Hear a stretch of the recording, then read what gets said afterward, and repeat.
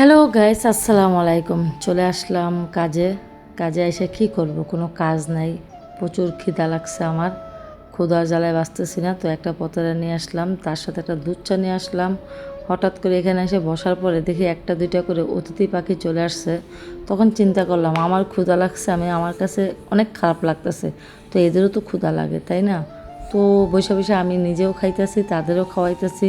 বেশি থাকলেও তো আরও বেশি খাওয়াইতাম, কিন্তু আমার যেহেতু কম নিয়ে আসছি এই জন্য আমি তাদের কমই ভাগ করে দিতেছি। কিন্তু এখানে একটা দুষ্ট পাখি আছে, বিশ্বাস করবেন, ওই বেশিরভাগ নিয়ে গেছে। ও আসে, খাবারটা নেয়, ও চলে যায়, আবার খাবারটা ফেলতে ফেলতে ও আবারও চলে আসে। তো যাই হোক, মানুষ ক্ষুধা থাকলে মানুষ যেমন ক্ষুধা সহ্য করতে পারে না, তো প্রতিটা পশু পাখিও আছে যারা কিনা ক্ষুধা লাগলে ক্ষুধা কিন্তু সহ্য করতে পারে না। তো ক্ষুধার জন্য এরা এক দেশ থেকে আরেক দেশে চলে আসে। তো এই দেশের মানুষ না অনেক ভালো। সালালার মানুষ, ওমান সালালাতে এরা মানুষ, আরব কান্ট্রির মানুষ না অনেক ভালো, অনেক বেশি ভালো। অনেক ভালো বললে ভুল হবে, অনেক বেশি ভালো। তারা যদি দেখে কোনো মানে এক জায়গায় বসছে, ওইখানে পশু পাখি আসতেছে, তো তারা কি করে জানেন? পশু পাখিরা না খাবারের জন্য দোকান থেকে যেটি হোক রুটি মুটি নিয়ে এসে ওদেরকে খাবারটা দিব, ঠিক আছে? এই জিনিসটা না আমার এই দেশে অনেক বেশি ভালো লাগে, বিশ্বাস করেন।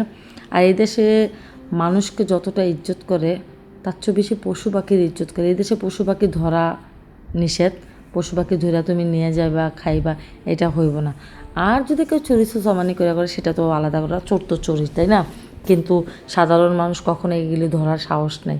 আমার কিন্তু এই পাখিগুলো অনেক পছন্দের পাখি। কিন্তু আমি এখন চিন্তা করছি প্রতিদিন সাগর পাড়ে আসবো, কিছু কিছু খাবার ওদের জন্য আমি নিয়ে আসব। তো আপনারা সবাই কেমন আছেন, ভালো আছেন কিনা জানাবেন।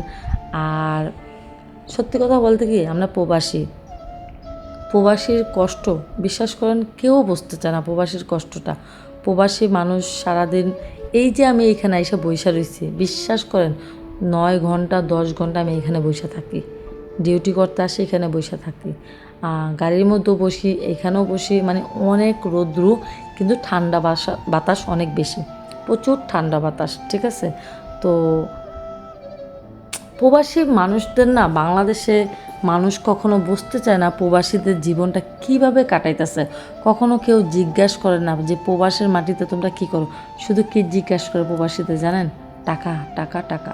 আরে ভাই, টাকা চান তো ভালো কথা, টাকার আগে একটাবার জানতে চান না আপনার সন্তান, আপনার মেয়ে, আপনার মা, আপনার বাবা প্রবাসে কী করে?